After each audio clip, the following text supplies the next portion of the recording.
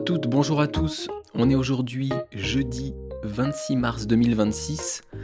Je vous souhaite la bienvenue dans Le Français c'est facile avec Adrien. Et aujourd'hui, je vais vous parler d'une expression française comme vous l'avez vu sur l'image du podcast qui est pour vivre heureux, vivons cachés.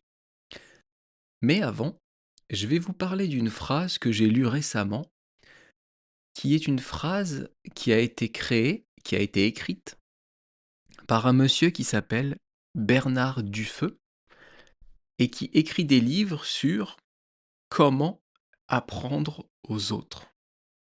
Ça s'appelle la pédagogie et sa phrase que je trouve géniale, que je trouve tout à fait exacte, c'est: la règle est faite pour être oubliée, l'important c'est qu'elle soit appliquée. Je vous répète, la règle est faite pour être oubliée, l'important c'est qu'elle soit appliquée. La règle, c'est quoi? C'est par exemple une règle de grammaire, une règle de conjugaison, une règle d'orthographe. Et ça, c'est évidemment utile pour l'apprentissage des langues. Donc lui, il dit que les règles sont faites pour être oubliées. Ce qui est important, c'est de les appliquer, c'est de les utiliser, c'est de s'en servir, mais en fait, sans y penser. Et ça marche pour les langues, mais ça marche pour tout.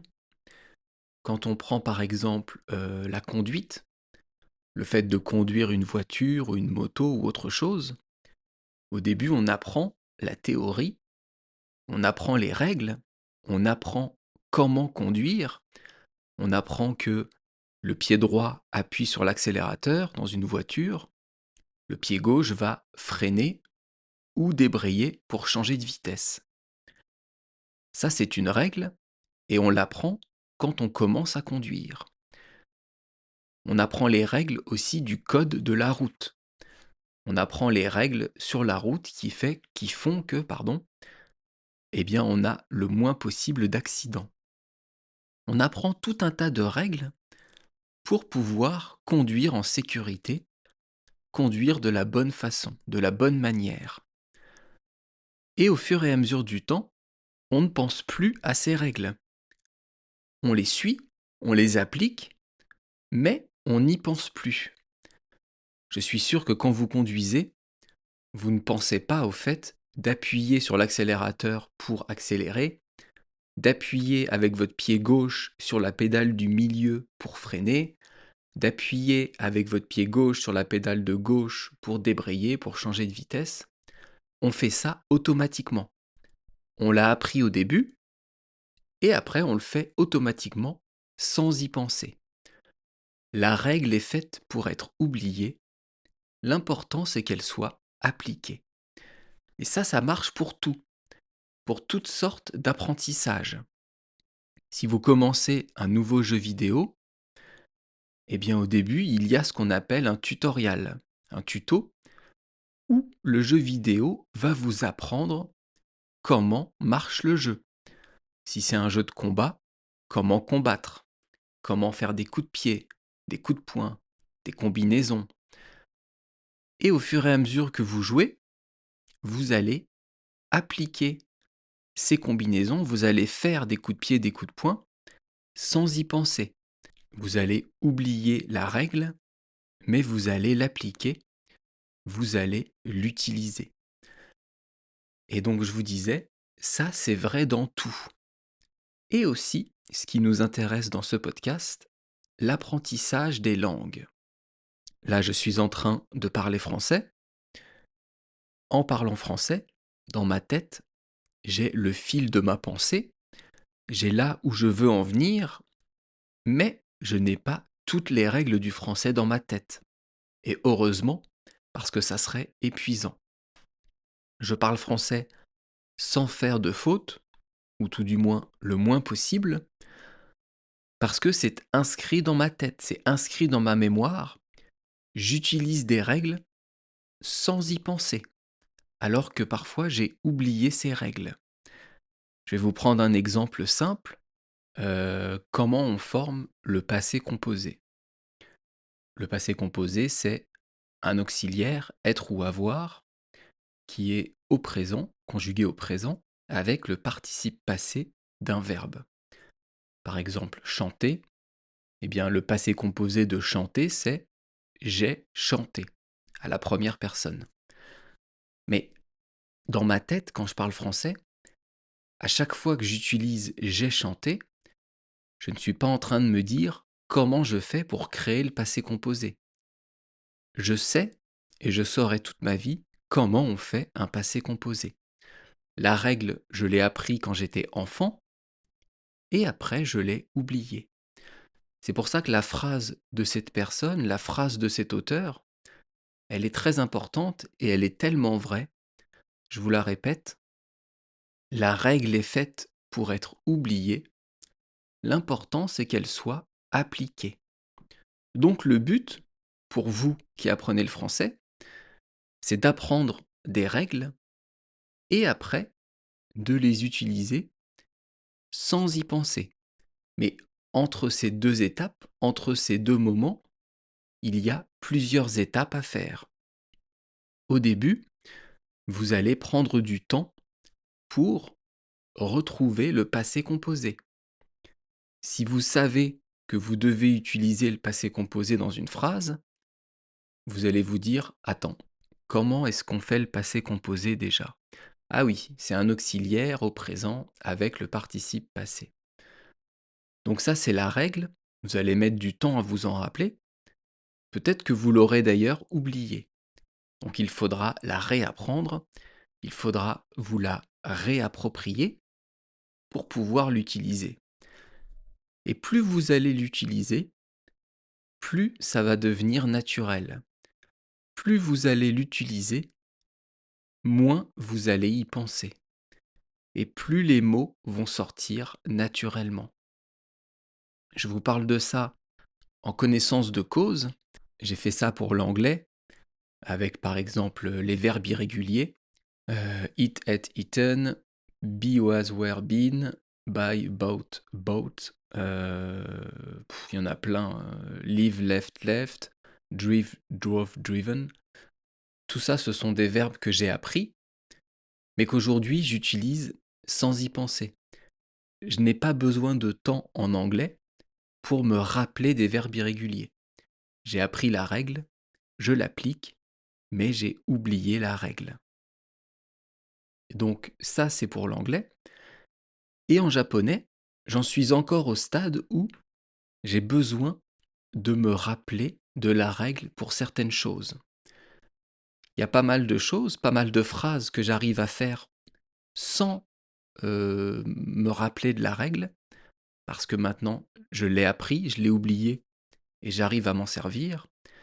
Et il y a encore beaucoup de formes grammaticales, beaucoup de choses que je veux dire, où j'ai besoin de connaître la règle. Tout ça pour vous dire quoi? Tout ça pour vous dire que plus vous allez parler français, plus vous allez écrire français, plus vous allez écouter du français, plus vous allez maîtriser le français et moins vous aurez besoin de retenir les règles. Vous les apprendrez, vous les utiliserez sans y penser après. Et comment on fait ça? Eh bien, en faisant des erreurs. C'est en se trompant, en essayant, en se trompant, et en essayant encore, et en se trompant encore, qu'on arrive à modifier les choses, que le cerveau arrive à comprendre les règles, à les utiliser de mieux en mieux, et après, à ne plus y penser.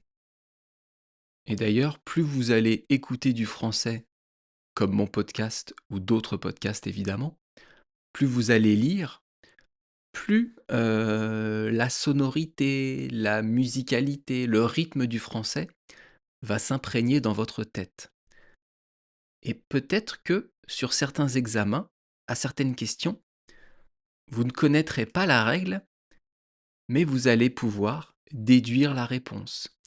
Vous allez pouvoir trouver la réponse parce que, entre guillemets, ça sonne bien dans votre tête. vous ne saurez pas pourquoi, mais le genre de phrase qu'on vous demande va bien sonner. C'est comme si vous aviez la réponse, mais que vous ne connaissiez pas la règle. Est-ce que ça résonne en vous? Est-ce que ça vous parle ce que je vous dis? Je pense que oui, parce que on parcourt tous le même, chemin pour apprendre les langues. Il y a 1000 façons d'apprendre, mais au final, le but, c'est le même pour tous, c'est de parler la langue qu'on veut apprendre. C'est de lire, c'est d'écrire, c'est de pouvoir l'utiliser dans la vie de tous les jours sans avoir besoin de penser aux règles de cette langue. Allez, on passe maintenant à la deuxième partie du podcast avec une expression intéressante qui est pour vivre heureux, vivons cachés. Cette expression déjà, je vais vous dire d'où elle vient. Je vais vous donner son origine et je vais vous raconter un peu cette petite histoire. Cette phrase, elle est très connue aujourd'hui et elle vient du XVIIe siècle. Elle vient d'une fable, mais pas d'une fable de La Fontaine. Une fable d'une autre personne qui s'appelle De Florian, qui n'est pas du tout connu aujourd'hui, mais qui était très connu à l'époque de son vivant. Et ce monsieur de Florian, il a écrit une fable sur un grillon et un papillon. Un grillon, c'est un petit insecte qui fait ce bruit-là l'été ou l'automne, je sais plus. Ça fait pas du tout ce bruit-là. Bon bref, un grillon, c'est un insecte. C'est un insecte qui est dans les herbes, qui reste au sol, et un papillon, c'est un insecte qui vole. Et dans cette fable, c'est l'histoire d'un petit grillon que personne ne voit, que personne ne remarque, parce qu'il est caché dans les herbes. Et il est triste parce que personne ne fait attention à lui. Il regarde en l'air et il voit un magnifique papillon dans les airs avec de belles couleurs que tout le monde regarde. Le papillon attire l'attention, il est très beau, il attire tellement l'attention qu'il y a des enfants qui arrivent, qui l'attrapent et qui tuent le papillon. À ce moment-là, le grillon change d'avis. Le grillon se dit, en fait, ce n'est pas bien d'attirer l'attention, ce n'est pas bien d'être trop beau, trop parfait, ce n'est pas bien de se montrer, je préfère rester caché et vivre ma vie tranquillement. Pour vivre heureux, vivons cachés. Donc cette phrase qui vient d'une fable de ce monsieur de Florian, elle veut dire que pour être heureux, il vaut mieux rester discret. Si vous voulez être heureux dans votre vie, c'est mieux de garder votre vie secrète. La vie privée, c'est la vie privée. Pas besoin d'en parler, pas besoin de la montrer. Le mieux, c'est que ça reste privé. Et je trouve que c'est tellement vrai. Franchement, d'être une personnalité connue, être une personnalité publique, pour moi, ça serait l'horreur. Je n'ai absolument pas envie d'être connu. Je n'ai absolument pas envie qu'on me reconnaisse dans la rue. Je ne comprends pas tous ces gens qui cherchent à être célèbres. Je ne comprends pas tous ces politiques qui cherchent à avoir le pouvoir, qui cherchent à être aimés. Et franchement, pour moi, c'est un désordre psychologique. Pour moi, il y a un gros problème dans la tête de ces personnes-là. Elles ont besoin d'amour des autres, elles ont besoin d'être reconnues, d'être mis en avant. Mais moi, j'ai d'autres problèmes, mais celui-là, pas du tout. Je préfère rester caché, je préfère vivre heureux, vivre ma vie en étant caché et surtout en n'étant pas connu. J'ai envie de pouvoir aller faire mes courses sans être dérangé. J'ai envie de pouvoir aller en vacances, aller faire du tourisme, aller, à la piscine, sans être dérangé, sans que personne ne m'emmerde. Et cette phrase, c'est vraiment ça. Pour vivre heureux, vivons cachés, c'est vraiment gardez votre vie privée, vivez votre vie en étant heureux, mais sans avoir besoin de montrer cette vie aux autres. C'est comme pour les signes de richesse, si vous avez une belle montre, une belle voiture, des beaux bijoux, des beaux vêtements, malheureusement, dans notre société actuelle, ou en tout cas dans notre société occidentale, française, c'est mal vu d'avoir de belles choses. Il y a tellement de jalousie, tellement de gens envieux, que ce n'est pas une bonne chose d'avoir une belle montre, d'avoir une belle voiture. Moi, si je vois quelqu'un qui a une belle voiture, je ne suis pas jaloux de la personne. Je suis content qu'il ait une belle voiture et j'ai peut-être envie d'avoir la même chose. Mais je ne suis pas envieux de cette personne. Donc pour vivre heureux, vivons cachés, c'est vivez votre vie comme vous le voulez, mais ne le montrez pas aux autres. Ne montrez pas ce que vous vivez, vivez votre vie tranquille dans votre coin et soyez heureux comme cela. Est-ce que vous comprenez l'expression? Je vais vous l'expliquer grammaticalement. Ici, on a une forme avec pour plus infinitif. Pour vivre heureux. Vivre, c'est un infinitif. C'est dans le but de. Pour manger, c'est dans le but de manger. Pour dormir, dans le but de dormir. Et après, on a donc un conseil. Vivons cachés. Pour exprimer un conseil, on va utiliser l'impératif. L'impératif du verbe vivre à la première personne du pluriel, c'est vivons. Pour vivre heureux, dans le but de vivre heureux, il vaut mieux, c'est mieux de vivre caché. Pour vivre heureux, vivons cachés. Ici, on utilise l'impératif donc pour le conseil et on utilise le nous parce que c'est une globalité. On fait une généralité, on englobe tout le monde. Pour vivre heureux, vivons cachés. To live happily, live hidden. Je l'ai traduit littéralement en anglais. Peut-être que ça existe sous une autre forme, je ne sais pas. Les anglophones, les Anglais, les Américains, les Australiens, tous ceux qui parlent très bien anglais, dites-moi si vous savez. Vous pouvez me soutenir de deux façons, soit sur YouTube, où j'ai mis un système de partenariat en place, soit sur Patreon, où vous avez un abonnement possible pour m'aider à produire ce podcast. Demain, on parlera d'une fable de La Fontaine. Ce n'est pas une fable de Florian, c'est une fable de La Fontaine qui s'appelle L'âne chargé d'éponge et l'âne chargé de sel. Donc on va encore parler d'âne dans ce podcast. Et je vous raconterai cette histoire demain. J'espère que ça vous a plu. Laissez-moi un petit commentaire sur YouTube ou et une bonne note sur vos applications de podcast, ça serait top.